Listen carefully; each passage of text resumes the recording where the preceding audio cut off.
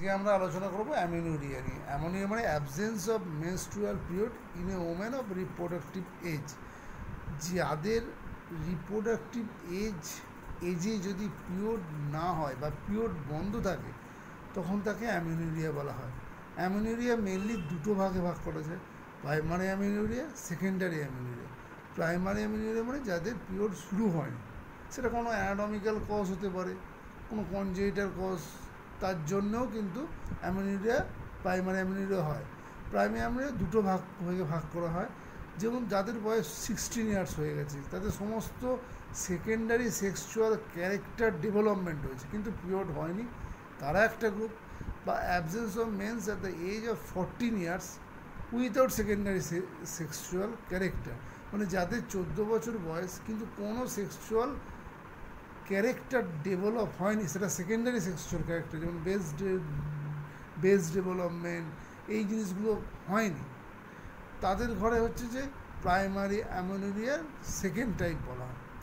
আর secondary amenorrhoea কাদের হয়, যেসব মহিলাদের পিরিয়ড হচ্ছিল, নর্মাল ছিল, কিন্তু হঠাৎ করে যদি তাদের পিরিয়ড বন্ধ থাকে মিনিমাম 3 মাস, তখন তাকে বলা হয় অ্যামেনোরিয়া। বা যদি অলিগো মানে খুব অল্প পরিমাণ পিরিয়ড 9 মাস ধরে হয়, সেই ক্ষেত্রেও তাকে অ্যামেনোরিয়া বলা হয়। এবার অ্যামেনোরিয়ার কজ কী কারণে পিরিয়ডসের প্রবলেম হতে পারে, তার প্রথম এবং খুব ফিজিওলজিক্যাল কজ হচ্ছে প্রেগনেন্সি। যদি কারো প্রেগনেন্সি থাকে তার পিরিয়ড বন্ধ হবে, এটা খুব স্বাভাবিক, সেটা কিন্তু একটা অ্যামেনোরিয়ার কজ।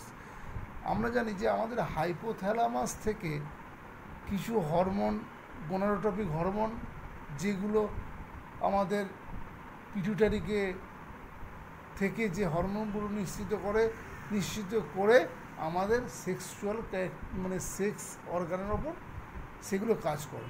তাহলে যদি হাইপোথ্যালামাস থেকে হরমোন সিক্রেশন কমে যায় বা ডিস্টারবেন্স হয়, বা যদি পিটুইটারি থেকে হরমোন সিক্রেশন প্রবলেম হয়, তার জন্যও কিন্তু অ্যামেনোরিয়া হতে পারে।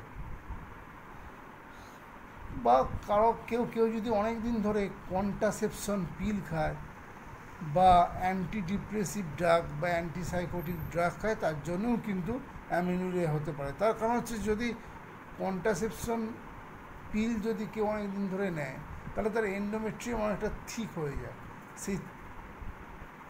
এন্ডোমেট্রিয়াম অনেকটা থিন হয়ে যায়, তার জন্য কিন্তু পিরিয়ডটা হয় না। আর যারা অ্যান্টিডিপ্রেসিভ বা অ্যান্টিসাইকোটিক ড্রাগ নিচ্ছে, তাদের প্রোল্যাক্টিন হরমোনের পরিমাণ বেড়ে যাওয়ার জন্য কিন্তু অ্যামেনোরিয়া শুরু হয়।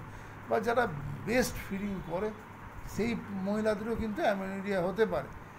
পিসিওডিতে একটা হরমোনাল ডিসব্যালেন্স হয়, তা হরমোনাল ডিসব্যালেন্সের জন্যে কিন্তু একটা পিরিয়ডসের প্রবলেম হয় বা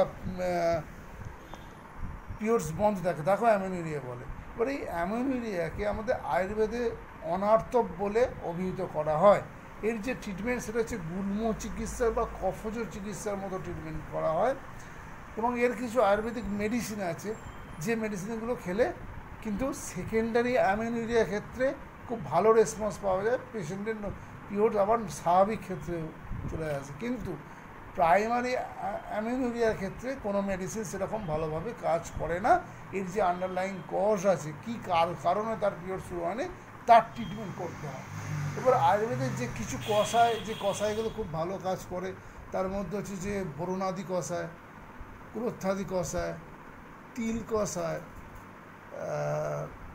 কানা শতবাদী কষায়, সপ্তসারম কষায়, এবং কিছু চূর্ণ জাতীয় ওষুধ আছে, যেমন হিঙ্গু বছাদি চূর্ণ বা হিঙ্গু বছাদি গুলিকা বা কালো জিরে চূর্ণ, এতে খুব ভালো কাজ করে।